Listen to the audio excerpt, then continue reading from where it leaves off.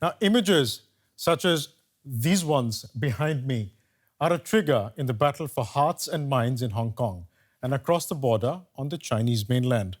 Depending on how you look at it, it's either a struggle for democracy or a dangerous riot.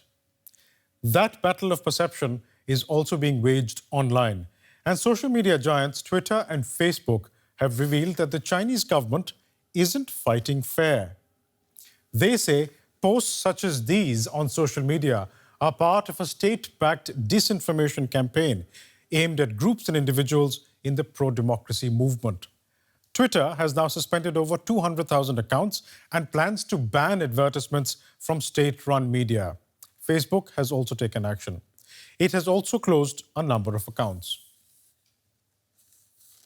We asked our correspondent in Hong Kong if the Chinese propaganda is having any effect on the protest movement there. Propaganda has been going on for weeks, and what we saw on Sunday is that these protests still can gather an enormous crowd. They still do have broad support. Here we saw organisers say 1.7 million people on the streets, and one of the defining features of this protest movement is just how inventive these protesters are, how creative they are to try and counter the narrative, to keep momentum going. We've seen them on the streets night after night. We've seen that they've planned different ways of protesting that remain as peaceful as possible. Their big fear, of course, is that any images of protesters behaving violently will go around the world on social media. They need to show that this is as calm as possible.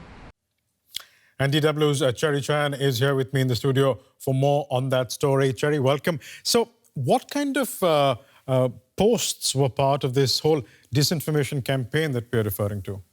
So the Facebook and Twitter accounts that were taken down originate in China, and they appear to be amplifying messages and images that portray Hong Kong protesters as very violent and extreme.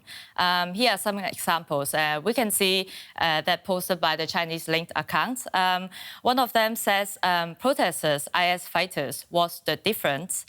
And there's another post that's written in English. It's very notable because it seems that many of these campaigns, they are targeting global audience. There were actually a lot of promoted tweets on Twitter portraying the same messages of the Hong Kong protesters as well. And these tweets, they have been flagged by the social media bookmarking site Pinboard. And in one tweet, it says, every day I go out and see stuff with my own eyes. And then I go to report it on Twitter and see promoted tweets saying the opposite of what I saw. Twitter is taking money from Chinese propaganda outfits and running these promoted tweets against the top Hong Kong protest hashtags.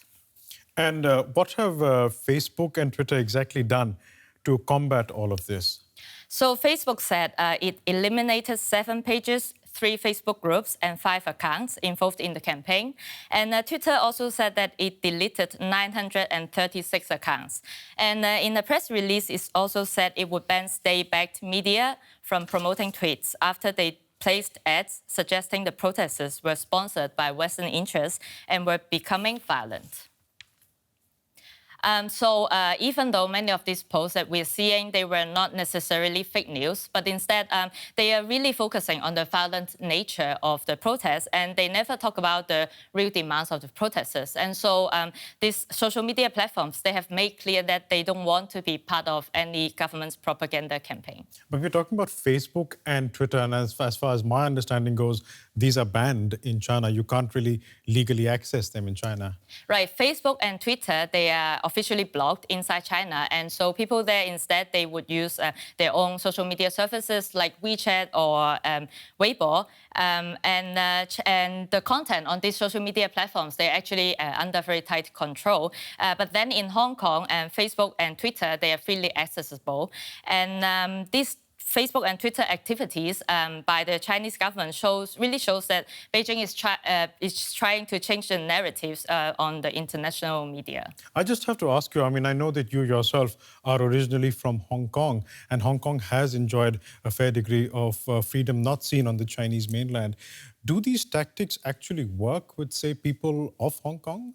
Hong Kong people, they're actually very sensitive to any social media posts or media reports by the state media. And they really don't listen to any of these kind of opinions. And what they do is instead to laugh about it, to make fun of it. And it really wouldn't change any opinions among Hong Kong protesters. So they know where the truth lies.